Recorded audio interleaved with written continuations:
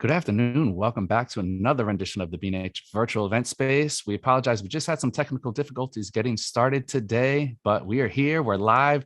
We have Bhamidipati joining us. And today we're talking fine art and lifestyle photography. So for all those people out there who got the flashes, the strobes, the LED panels, put them away. We're going to be getting creative with that one big natural light source in the sky. So I want to say special thank you to Miller's Professional Imaging for sponsoring today's event. And Joe, welcome to the show. Thank you. Thank you. I'm so excited to be here. We're excited to have you. I was going to do a natural light setup today, and then I'm like, let's not get off on the wrong foot. Let me stick to the lighting I know. Maybe I'll get a little creative after. Maybe I'll get some tips that'll work with my little video setup here. I see the red backdrop right there. So spice it up a little bit, got to work with what I got over here. But right. No, we're super excited to get to learning from you today. I do want to send a special thank you to everybody joining us out there on the Facebook page and live stream. You guys know the drill. If you do have any questions, make sure to get them in. We're going to be holding questions until the end, but that does not mean that you can't get them into the comment section or the chat earlier if you're joining us here on Zoom. So that being said, again, another special thank you to our sponsor for today's event, Miller's Professional Imaging. Joe, the show is yours. Take it away. Okay, perfect. Get to here.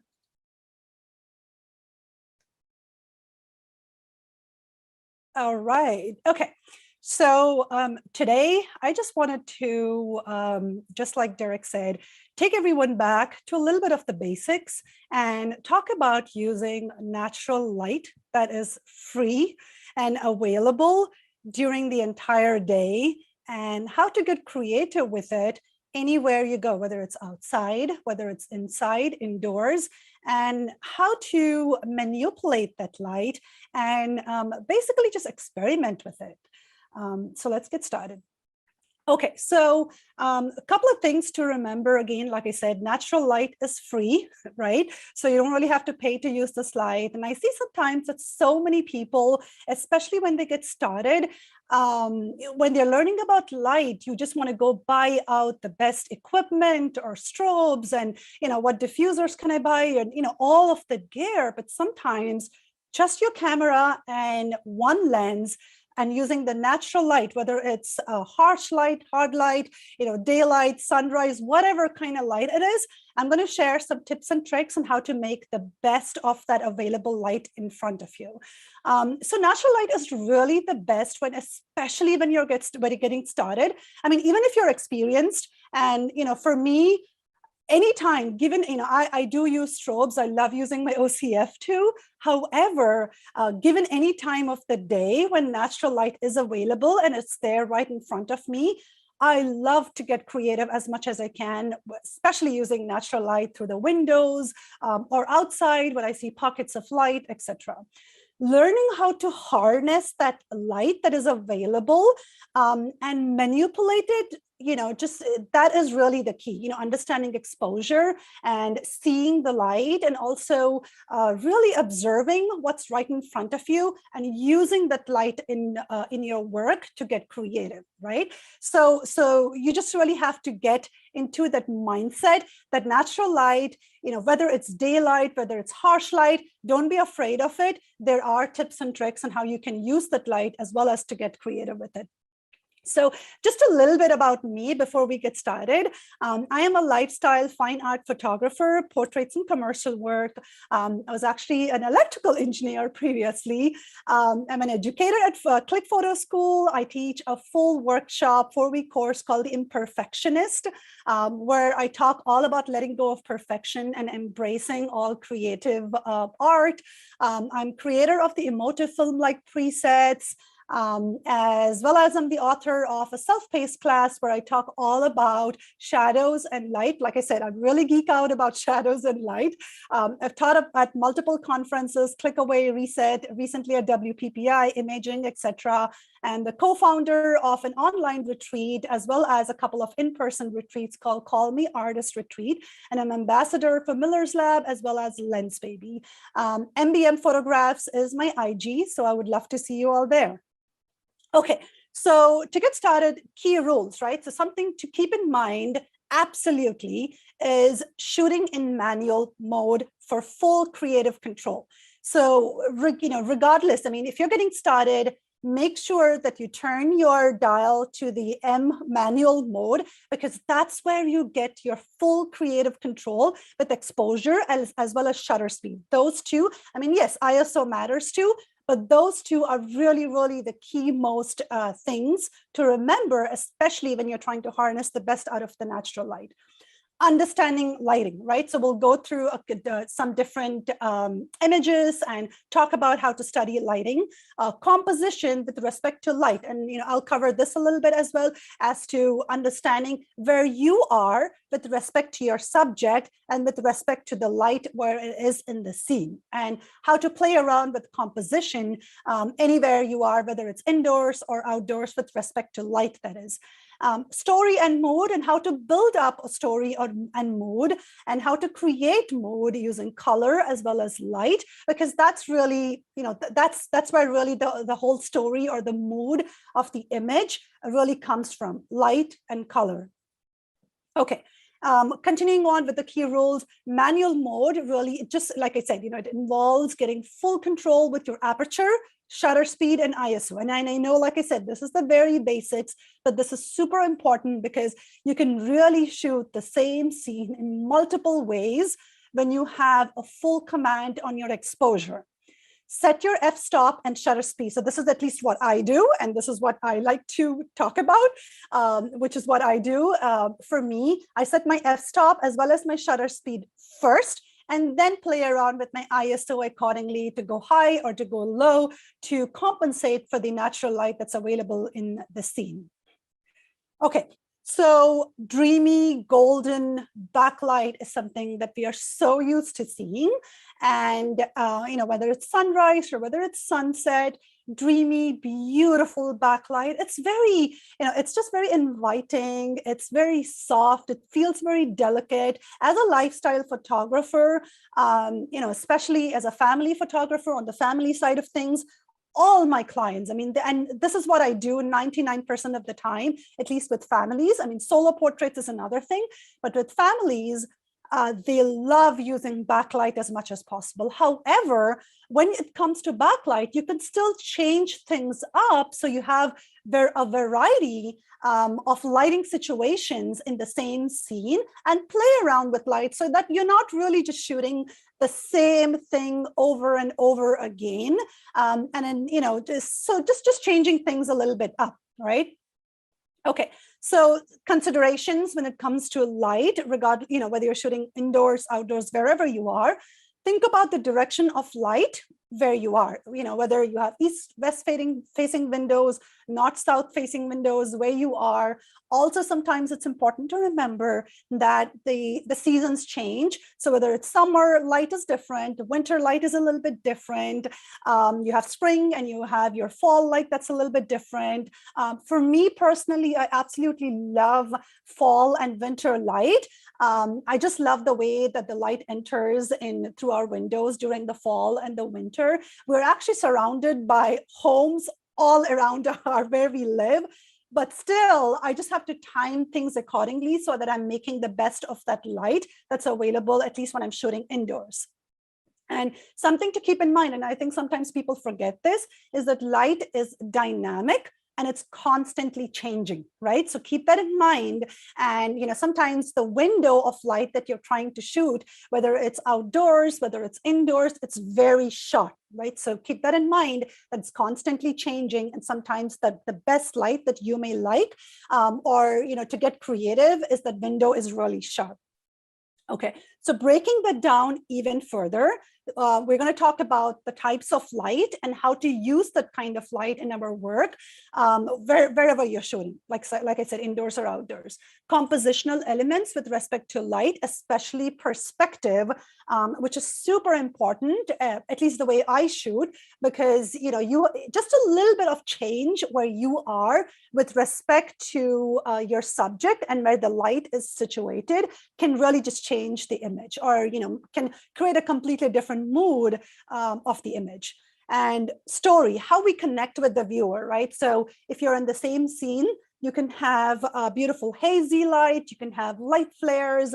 You can enhance emotion. You can have rim light, as well as you can shoot through the blue hour. And we'll go through these different terms as well. But that really, the mood of the story or the mood of the image can completely change depending on the light that you're using in the image, right? Okay, so this was just a recent family session that I done. And just backlighting. Like I said, a lot of families love shooting with backlight. They just absolutely love backlight, and that's like the number one thing that I especially do when it comes to fall family sessions. I love to shoot in backlight. I mean, who doesn't like dreamy, soft glow? And especially when you have these beautiful emotions and connections that you really want to highlight, backlight is really super dreamy, right? So think about your lens choices when you're shooting in backlight, and what lens that you use really makes a huge difference. I mean, this, for example, was shot with my 85 millimeter lens, Canon 85 1.4. I can't remember the settings. I usually shoot at f2.0 to get that beautiful depth of field as well as the compression in the background. So think about the lens choice that you want to use. And sometimes I get, okay, can I use my 35? Can I use my 50, 85? So it really, the lens that you use really just becomes a part of your style and a part of who you are. Doesn't mean that you cannot change it up, but it just really becomes a part of who you are. And backlighting, like I said, I really love to use backlighting, especially when it comes to families, to get that dreamy glow and the beautiful soft vibe in my work. And this image was actually taken at the exactly same session. So it was probably like 5 or 10 minutes before that previous shot. But you see how different this image is, right? Even if I did not convert this to black and white and this was a color image, even then this would be a really different image, even in the same scene, and they're exactly in the same trail. But I played with the contrast over here. I still used backlight because that's how I really get shadows. I still really used backlight over here. I was making sure that I had full shadows of my family in where they were walking. I wanted to make sure that I had some really deep contrast, deep shadows in here, just playing around with the lines where I was shooting. So, so just think about where you are location-wise, like I said, outdoors, indoors, wherever you are. Think about stepping back a little bit, moving around a little bit. How can you use the backlight to showcase maybe shadows? And sometimes I see so many people that I talk to, especially a lot of newer photographers, they really get afraid of shadows because, or they just try to open up, all the shadows and make everything evenly lit. And sometimes, I mean, yes, there is a place and time when you want everything, nice and beautiful and evenly lit. But sometimes just playing with the shadows is also can enhance the image and make it a bit more realistic and, almost like a 3D feel, right? Okay, so backlight again. So here, this shot was taken indoors using backlight. As you can see at the background, this is a home right behind our window. So we are surrounded by homes, and I just have to time the light accordingly because, living in this place for 6 years now, I know exactly what time I have to go to get this kind of a shot. So doing something like a light study can really be helpful if you're still trying to study the light where you are, in your home or in your studio or wherever you're trying to work with. This image was completely, again, backlight. I wanted to get a little bit of a silhouette here, but also get rim light of my daughter who was just playing over there where she was sitting. And we'll talk about exposure just in a little bit, but rim light really just happens right just before you can shoot a silhouette. So I could have made this, so this is a silhouette too, but I could have made this a complete silhouette without getting this, this golden light around her hair. And that would just be a little bit change in my exposure settings, right? But I decided to have a little bit of, while playing around with my exposure settings, I decided to get a little bit of rim light in here as well, and then play around with a little bit of silhouettes towards later. Again, like I said, working with shadows, working with dapple light as well as harsh light, seeing as to how, do you want to include the full shadow of your subject? Do you want to just include a partial shadow? What is the perspective that you're trying to shoot with? Thinking about things like that, for a full shoot will really just give you a lot of variety of options, especially when you're trying to get different just a good variety in a scene that you're shooting at. Flat light. Now, for me, it was super hard to find examples of flat light because flat light is something that I don't do often. And I know some people, photograph in flat light so beautifully. If you're doing something that is more for commercial, advertising or fashion, you will use flat light quite a bit. For me, I tend to stay away because I just feel, in my head, like, oh, it's just flat. Like, how do I get creative with flat light? So to me, especially with natural light, I tend to stay away from it because I like to use the other kinds of light a little bit more to get creative. But however, you can still do, beautiful images with flat light. Then you just have to think about color, textures, possibly your depth of field where you're shooting at, and other elements as to how to make your subject pop, especially when the light is super flat. Okay, so this is another example of a session where I went through progression of getting, this beautiful hazy golden light in a field. And again, like I said, lens choice is super important. I think if I remember correctly, I used my 135 millimeter lens over here. I do not shoot with the lens hood at all.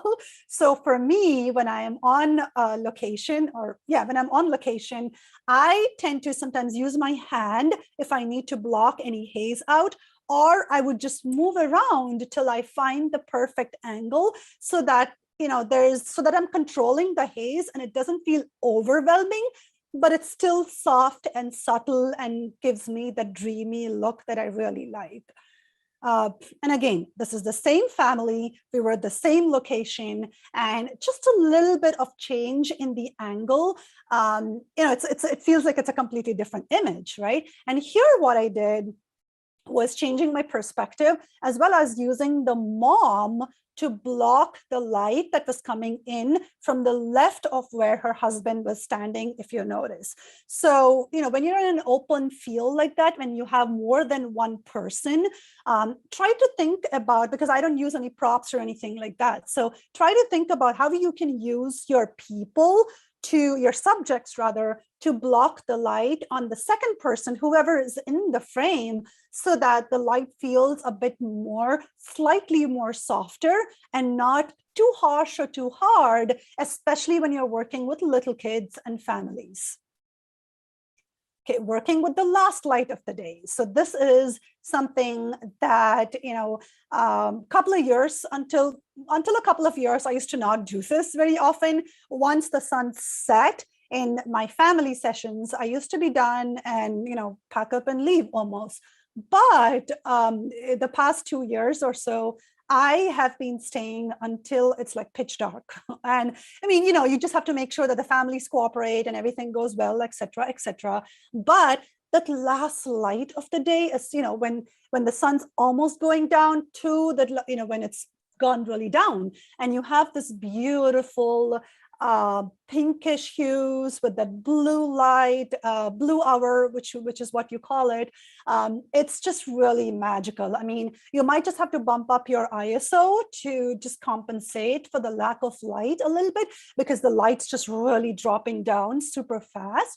But whether you're shooting a family or individual, whatever, portraits, whatever you're shooting, try to stay until that very last light is gone, because I mean, blue hour is really magic, guys. I mean, it's just really wonderful, and you can absolutely make magic with blue hour, provided you're able to spend that extra 10 minutes, and it goes super fast. And you can also change the direction of where your subject is. Sometimes what it is, once the sun is set, you may have a little bit of orange or pinkish glow, orange glow on where the sun is setting.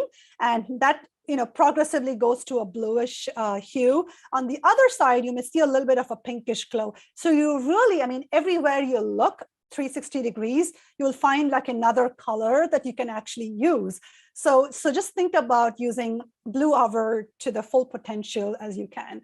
And as you can see, so these two images were shot literally at maybe a couple of minutes apart, just a few minutes apart. And this image, the left over here, was just when the sun was just about to set. And the second image over here was when the sun had just set. And it was less than 5 minutes apart. The moon was out over here. The sky is blue. And I know from my family that they just absolutely love the second image the most. So you can really just make blue hour. I mean, blue hour to me is the best hour, for sessions. Okay, let's talk about creative decisions. Okay, so exposure. Now, I talked about a little bit about, your f-stop and your shutter speed, ISO, etc. Now, your exposure, your proper consistent exposure, because especially when you're shooting in a situation in an open field or somewhere where the light's really going down super fast, you need to be able to make those changes on your settings really fast to either compensate for the light or to use the light to make that creative decision. I mean, it's literally, it's just f-stop, shutter speed, and ISO is really all I'm changing when I'm on location with my sessions, and I'm changing them super fast. And one thing you have to keep in mind is you don't always have to compensate for the lack of light, but you can embrace the lack of light and make a creative decision that, okay, I don't really have too much light over here, but I'm going to embrace, make a creative decision over here and maybe shoot a silhouette or maybe shoot, something using a rim light with my subject. So making that proper decision with your consistent exposure and making, changes on your settings while you're on location super fast is really super important.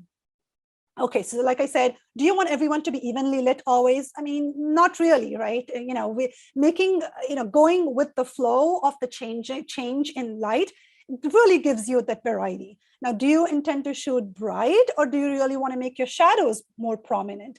Do you really prefer soft lighting? So it's really, working with that, even if you are someone who shoots moody with a moody aesthetic, or even if you're someone who shoots really bright, you can still make those changes and be able to use shadows as well as dapple light and all of these other kinds of light that we just talked about in your work to produce a huge range of variety in your body of work.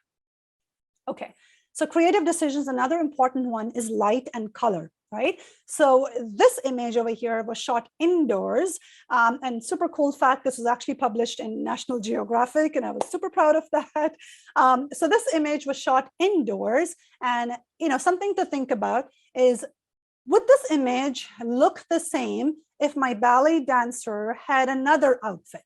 So say she had a red color or a green color, how would the fabric or the color of her outfit, what she's wearing, interfered with the light in the space? So think about how color and light can really have an impact in the overall mood of the image, the story of the image, as well as would it have produced an entirely different result? Could I have possibly got some color cast, if I had a red outfit, maybe if she wore a red outfit, would I have seen some color cast on her face and her arms? Now, I mean, wouldn't that be a pain to edit out? So think about making those decisions. A lot of people like to create mood boards, et cetera, but sometimes that's fine. But getting an idea, or at least jotting down notes of what you're trying to create with a vision as to, do I want a monochromatic feel? Do I want something more subtle or soft? Do I really want something of a bold feel? Those are really important decisions when you're especially using light and color to create a mood and tell a story in the image. Here, light as a compositional element, right? So this image was taken at the very last light of the day. Like I said, I'm a huge fan of the last light of the day. And as you can see on her face, there's a little bit of this pinkish hues and a little bit of this golden warm light on her face as well. And, again, as a compositional element, could I have shot this a little bit differently? What if I included the light in the frame? What if I included the sky in the frame? What if I shot this from top-down perspective? So perspective really changes. It just changes the story in the image, as well as for me in this particular image, it really enhanced that feel of that softness, what I was going for. Because for me, when I think about the last light, I really like to embrace the soft feel and intentionally making sure that I exclude the sky and the sun over here and including just the water just gives that calm, subtle, soft feeling while looking at this image. So think about your decision of the mood and the story that you're trying to create, especially when using light. Okay, so same scene, different lighting situations. All of these images here were actually shot in the same scene, in the same room, indoors in my home, but there are different spots. So, for example, the top right image was shot with a manual lens, and I'll talk about manual lenses in just a little bit, but it was shot with a manual lens, and I love using, the manual lenses for light flares. So think about, are you trying to get a little bit of light flare? Are you trying to get a little bit of light haze? What kind of a mood are you trying to set, or what kind of a story are you trying to tell with the light in your image? And this image, by making my son face the light coming in from the window with this little bit of pocket of light, really just changed the tone of the image completely, right? This image over here was a self-portrait, and having the light, just making sure that all the blinds, curtains, everything were up, and having the window face me, and intentionally choosing to expose only for the highlights in the frame, right? Because I was over here, I was in the shadows, and I was exposing only for the highlights, and I was wearing red. So then you can see a little bit of this rim light from my dress in the scene. So all of those decisions are very intentional. This image over here, my daughter was facing the window, and I got this beautiful light bokeh by simply just spraying some water. So just use, your water spray that you use in your garden. I just sprayed some water on a plexiglass, and I just shot, took a portrait of her with the plexiglass near the window, and I got this beautiful water bokeh, light bokeh, because of using the water droplets. So we'll talk a little bit about how to get creative with things like that. But, all of these were in the same room, and they all are different images, right? Okay.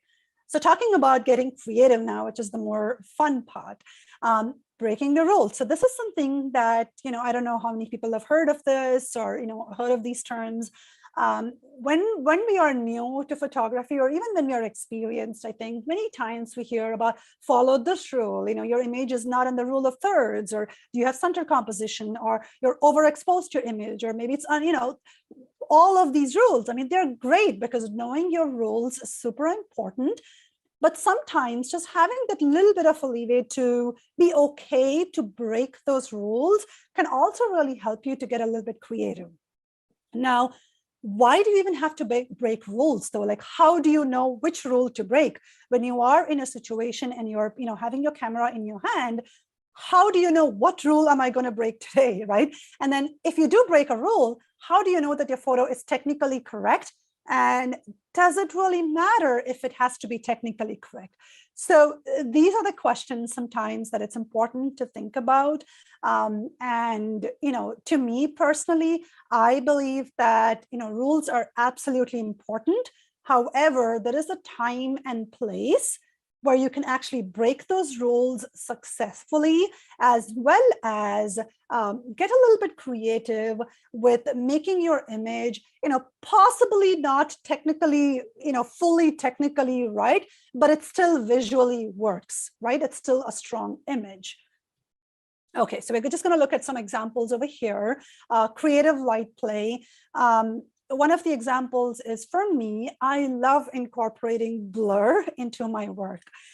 So this image again was taken of my daughter in my home where she was just playing with curtains, and the little drops or the droplets that you see is actually just dust in the air. So when you have this harsh light that's just coming streaming in from the windows, sometimes either you can enhance the dust if you don't see it naturally. I just like to dust something off, or I just spray some water in the air, just in the room, and I start to see this dust particles come in a little bit, and then you'll be able to use them in your image. So I love incorporating dirty windows or dust, etc., because I just feel it just gives that little that imperfection to my image and just makes it more realistic. To me, blur is something that I absolutely love, especially because I feel that it takes the focus away from things that may not be so important, but still can be in the image, can be in the story, and puts the focus on your subject or the people or the story, which really makes more sense. So think about how you want to incorporate blur in your work next time you're shooting. So a couple of examples over here. The way I incorporate light blur is I love to use manual lenses. I got a couple of lenses off eBay. One of my favorites is a Helios, and it's really good for playing with light flares. And like I said, I really just geek about light flares, light haze, and those kind of things. And it just really helps you to shooting for haze. It just gives that beautiful cinematic feels at times, cinematic feel. It enhances the light flares as well. I also use something, lenses called Lens Baby lenses, if anyone's heard of it. So Lens Baby lenses are manual lenses, and they really just help you to get creative with light flares as well as light haze when you're shooting with light in a particular space. Creative light plays. So I know for sure, a lot of people really just get nervous about using hard light. Harsh light and hard light, from what I hear, are the two more complicated situations where they just really get nervous about. This image was actually taken indoors where the light was just coming streaming in. This was a self-portrait, and I used a hard light over here. And to me, I personally like hard light, especially because I really love images that give the viewer something to think about, a little bit of mystery, where I feel like I'm telling the story, but not really giving away everything to the viewer, and I'm giving them something to think about and spend some more time on my image, if that makes sense. So if you want to use hard light in your work, think about where the light's coming from. Do you have blinds? Possibly what you could do is you could open up the blinds if the hard light is coming in, especially afternoon light, and you could use that the light from the blinds as the defined hard light, and where you see patterns of light on your subject. Or you could totally pick up the blinds, pull up the blinds and use curtains, and the patterns of curtains or closing off the curtains and just letting in that sliver of light can also really just give you that beautiful pocket of light where you want to keep it a bit more well-defined, and you see lines of light where you're shooting. This image was shot using harsh light. Now, shooting with harsh light is definitely tricky, right? 100% it's tricky. However, there's really, some ways to get around with it. Now, I don't always shoot families in harsh light. I stay away from families, especially shooting in harsh light. When I'm using harsh light, I typically tend to shoot either portraits, individuals, seniors, etc. Now, what I do is play with perspective. So when you play with perspective, you really are able to use the harsh light to your advantage You can use such, things such as, either props. Sometimes I bring scarves to the session, or I ask my subject to bring a scarf, or, leaves, or anything that you can find on the ground even. Here I was using my hand. So this was a self-portrait. Here I was using my hand to block the harsh light that was falling into my eyes. And as you can see, because of my hand, I have this beautiful pattern of shadow that was created on my neck, etc. And using this, this blanket, I think, I just used a little bit of this blanket around my camera by tilting it upwards to use that perspective. So when I'm shooting up and having my subject sometimes either close their eyes or playing with the angles of, the natural body lines, sometimes can really just help enhance that harsh light. So play with perspective, use scarves, or use, blankets like this that have holes in them to get a little bit of that, interesting light patterns possibly. And there's just so much that you could still do with harsh light. You can get defined shadows. If you're shooting somewhere with plants or trees around you, you can still use that plants and trees, maybe on your subject a little bit, and just pay attention to where your subject is with respect to the light and the shadows that are falling on them, and feel free to move them around. Sometimes even the slightest movement in your subject or in you can make or break the image. So, harsh light is super fun, but you just have to be a little bit careful, making sure that your subject is not squinting or it just doesn't cause unnecessary shadows, right? Intention is the key here. Creating light haze. So this is, again, my absolute favorite. What I did over here is, and you will see a separate set of series of images where I shot in the same window, but images that look a little bit different. So here, my daughter was just playing a little bit with some water that she just sprayed on the window. And hence you can see this, pattern of water that's on the window. And I used a bubble wrap, making a hole on the bubble wrap. You can use plastic bags. I've seen people using Ziploc bags, whatever, something soft that you can find. And once the light really just touches that surface, you get this beautiful dreamy haze. And I just made sure that I just tore out the middle, and then I just focused on her, and everything else around was just this beautiful dreamy golden haze. And again, all of these images were taken at the same scene, but just a couple of minutes apart. And as you can, with a little bit change in settings, obviously, right? Like I talked about, you don't have to stick to the same setting. You're changing their settings either to compensate for the light or to embrace the light that's changing, and play around with what you can get with variety. In the first image over here, I shot, it's the low, shallow depth of field. Hence you see this beautiful water bokeh on the window. And I just made sure that I just get this dreamy, soft feel with a little bit of a facial feature scene as well. Here on the bottom, left, I wanted to make sure that I get this nice silhouette with rim light. On the right side over here, I really just wanted to focus on the window to make the story as if she's looking out the window and get this beautiful dreamy golden bokeh from the window. Okay. This image over here was taken again in my home, and I used a fog machine, and kids love that thing, and I just had my son just play with it.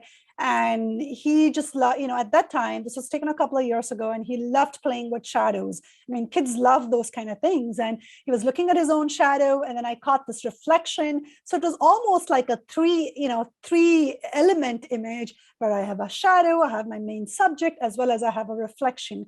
So try to play around as to where you are standing with respect to your subject, and observe the scene as to what you can include as well as what you can exclude from your scene in the image. Something that's super important and that people sometimes forget is the light can be manipulated. Like I said, that, keeping in mind that natural light can be manipulated, right? Because it's change your settings and exposure to make sure you're manipulating it as the hour or 2 hours goes by. And you just have to study and observe the light in the space that you shoot at. If sometimes I do shoot in client homes as well, especially with newborn sessions or sometimes just family lifestyle. And I typically just ask them, hey, do you have photos of your home? Can I take a look at that? What direction is your window facing? Do you have a lot of light, or do you have, so things like that can really just help you to be a little bit more prepared, especially for spaces that you have no idea how they look like. And something to keep in mind, like I said, light moves and it changes position throughout the day. We talked about this earlier on, right? So keep a light journal if need be. And to me, as a fine art photographer, light is really the key for fine art emotive portraits. Something to keep in mind over here is, think about types of light.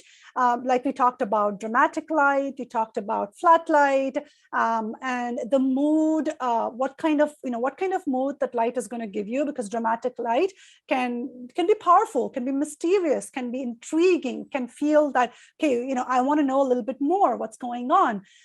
Flat light, so the middle one, for example, is a flat light image. Again, I shoot very few of those, but for me, I just need a little bit more of the story or textures or something more that makes my flat light image a bit more, like stand out. So the storytelling aspect comes into play over here, especially when you use flat light. Soft light, flat light or soft light in the middle, I said, it's vibrant as well as it's gentle. You could use flat light as well as soft light can really just go hand in hand as well. Color temperature of the light really just affects the mood. For example, just the image on the right over here, I tend to shoot a bit on the warmer side, but this image on the right is a little bit on the cooler side, right? So think about the color temperature of the image that you're going for. Warm light can have that cozy, cheerful, romantic feel. Cool light can make you feel a little bit attentive. White light can really just feel refreshing as well as energetic. So think about the color temperature of the light where you are shooting at as well. Light is creative decisions. Again, light is really the perfect element to play with and experiment with, especially for creativity. So natural light, for sure has its restrictions at times, but that's really the fun part, especially when you're trying to get creative, right?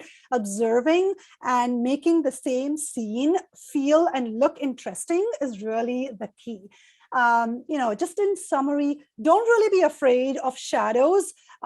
Think about how you can use shadows as in terms of storytelling. For example, like I had my daughter over here looking at the shadows. So it's her shadow as well as her brother's shadow. So here there's like really story in the shadows, right? Something a little bit more to get creative, especially with using light, is I love to use things like prisms and glass and just a little bit funky stuff like that. And that's totally fine too, especially when you're trying to get out of a creative rut. It can really come in handy and really just help you to just get a little bit, give that extra wow factor in your images, right? This image was taken with an Omni filter. It's similar to a prism, and it's by Lens Baby, and it just really helps with the rainbow effect. I love using, the previous image was with a prism, and you still see this rainbow effect, and this one has the rainbow effect, and with the light coming in from the right side, you see that rainbow that just falls on your subject. Another way to get creative is using multiple exposures. I mean, sure, multiple exposures are complicated, but it's got to do with how you expose your two frames in the image. So playing around with multiple exposures and seeing how you can use light in your multiple exposures can be another way to get a little bit more creative as well. Another way to get creative personally, which I absolutely love, is something called free lensing. And it is a process where, a lot of people really get nervous about this, but it's a process where you really detach your lens from your camera body while still keeping it super close. And you get these really like dreamy, soft, just a beautiful balance of blur and focus. So for example, this image was a free lensed image of my daughter. So it's just and it really just helps to bring in light and get creative with light, as well as use blur in your images to get creative. Again, it doesn't really have to just be with one genre, right? Yes, I do a lot of portraits. I'm a portrait photographer. But at times when I am on location and I see scenes like this, and I see beautiful light streaming out of a window, like this is side light, I am going to take that picture. And it just really, as you can see, the warmth, really, side light really is just enhancing the textures and the colors in the frame, almost like a painting, right? Okay, lastly, creative experimentation is really an extension of conventional photography while giving the artist, whoever that is, to experiment with his or her thoughts and ideas in the story while really just going beyond a simple traditional photograph. So, I mean, natural light is there. Just, you have your camera, you have your settings, just play around with it, see what you can create with, something as simple as natural light, right? Lastly, this is something that I really love to say, my absolute favorite phrase: don't shoot what it looks like, but shoot what it feels like. So I hope that was helpful. Also, for everyone listening in, I just wanted to mention that Miller's is sponsoring a giveaway. And for anyone who is here, make sure to enter the giveaway. So what you have to do is give me a follow. My Instagram is M as in Mary, B as in boy, M as in Mary, photographs, MBM photographs. Follow me and make sure to send me a DM. And there is a surprise giveaway for everyone who follows me and sends me a DM. Or one person, rather, not for everyone. So I'm going to do stop share here. Awesome. Joe, that was great. So again, Joe is doing a giveaway with Miller's over on her Instagram page. So we did drop your Instagram in there. So support, shoot a follow. And we'll get to some questions now. I do want to welcome everybody in from YouTube as well. I forgot you guys earlier, but to all of our YouTube viewers out there, thank you for tuning in as well. Get your questions in now. We already have a couple questions. So we're going to start with Hayden Green joining us on Facebook. What's going on, Hayden, friend of the show? Hayden is asking about accomplishing moody, but he struggles between an image that is moody and one that is just badly lit. So especially with portraiture, what tips do you have for dancing that line between moody light and bad light? So understanding your histogram is really the key. And what I really suggest is pay attention. If you're not able to look at the histogram while you're shooting on your back of your camera, try to import the image to Lightroom. Lightroom is something that I always use, super easy. Pay attention to the shadows and the highlights. Where is the peak? I mean, did I blow out my highlights here a little too much? Or maybe I closed off the shadows a bit too much and I have black clipping going on. So study the histogram, and really that's the key with balancing your highlights and shadows and making sure that you have proper consistent exposure and you're not really just clipping the shadows and calling it a moody image. That helps. Perfect. And Nanda joining us on live stream is asking about some of the images you showed earlier, Joe. There was the window light images where you had with the light on the edge of the curtain and the father-son image. So Nanda is wondering, are those really just natural light? Did you have any reflectors, or was there any light bouncing off of anything? Absolutely not. So I don't even use reflectors, guys. It's like I am so easy. I just don't like carrying a ton of things, especially when I'm like on location and outside. It's completely natural light. I have no reflectors. I just make sure, I do a little bit of post-processing, and my post-processing, like I said, is like 95% Lightroom. I take it to Photoshop only if I have to remove a few things here and there and just clean things up. but everything is in, processed in Lightroom, where I play around with brushes and, playing around with the highlights, shadows, and increasing exposure and adding a little bit of, gradient filters, et cetera, but everything is completely natural light. So that's why I say that, consistent exposure and playing and understanding your exposure is really the key. Well, I mean, it's apparent in your photos, Joe. You have a beautiful eye. You see light so well. And I think that's something that people underestimate, as far as sometimes it's just recognizing what you have in front of you. And I think you do that so well in looking at your images. Now, is that something that you encourage people to take more risks, maybe, so that they're not just playing it safe? Do you really have to get outside of your comfort zone of going Oh, out and only taking absolutely. photos in even light? And Yeah, absolutely. So, what I typically suggest is put your camera down. And I know this sounds sometimes like, what? But put your camera down, leave it at home, and go for a walk. Just go for a walk and pay attention, use your senses, pay attention, maybe morning walk or maybe afternoon walk, so that way you can kind of observe the light. But go for a trail, whatever walks that you guys like to do, pay attention to how the light hits, like say on the leaves or flowers. And this sounds such a very basic exercise, but it really will help you open up your mind to sort of like see, oh, just look at that, how the light is reflecting off this leaf onto the fence over here. Oh, okay, that's interesting. So like really just putting your camera down and paying attention and observing where you are, and can really just help you prepare for when you go back there, or when you go back to any other location.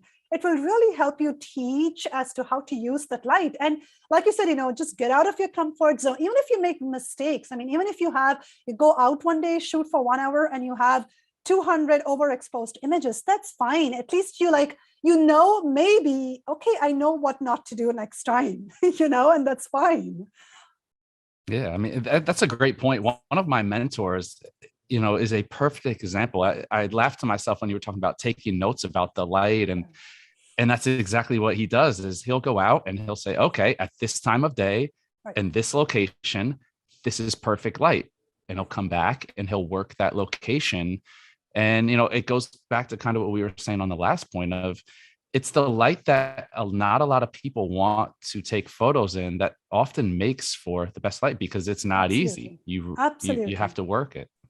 Absolutely. And that's why I say, I think that as photographers, sometimes when we start to get comfortable, we start to get lazy. And I can, definitely feel that sometimes, where, like I said, I love using my strobes and all of that, but it's so convenient. Like I can just stand there, I can do whatever I want. I just, change settings, but natural light makes you work, right? Because you're like, oh, do I have to move here? Do I have to move there? What settings do I need? Do I have to go there? Oh my gosh, the light's gone. Like, what do I do? I have to wait for the so it makes you really work for it. And sometimes I feel that's exactly what we need to get out of that comfort zone or our creative rut that we might be going through. Totally. Now we have another question from Hayden asking about your trick for working with lens flares or avoiding lens flares altogether. Right. Yeah. So, like I said, I don't use hoods. I get them and I'm like, oh, maybe this is the day I'm going to use a hood, but they just sit in my cupboard. So, what I do, like I said, sometimes, a couple of tricks is using my hand. So, I just try to block out whatever haze I can find with my hand. Or if I'm shooting, and sometimes figuring out which lens to use is really the key. So, if the light's just really, really completely like it's just about to set, right? It's the last light of the day. I am not going to use my 135 because all my people will be orange. And it's happened before. Try it's happened before because the light's completely it's overpowering. And I don't really like that, that intense light flare as well. And you can't really just take it out. And then sometimes people want them in color and they don't want black and white, et cetera, et cetera. So then I would choose my 35, right? So then, trying to move around by seeing how you can play around with the haze by just simply positioning yourself. If you are in a place where there's dense trees around, use those trees to kind of block the light. If you have buildings around, use that. If you're in an open field, maybe, play with perspective. Maybe you shoot a little bit lower. Maybe you use your hand a bit more. Maybe use the bubble wrap technique. So there's a different things that you have to try and not feel like you're just doing only one thing for the entire session. Great advice. Now we'll take it to gear for a little bit, specifically lenses. We had a couple questions come in. Natasha was asking which lens babies you like to use, and Connie joining us on Facebook is asking which lens you prefer to freelance with. So I for Lens Baby, my favorite is something called the Edge 35.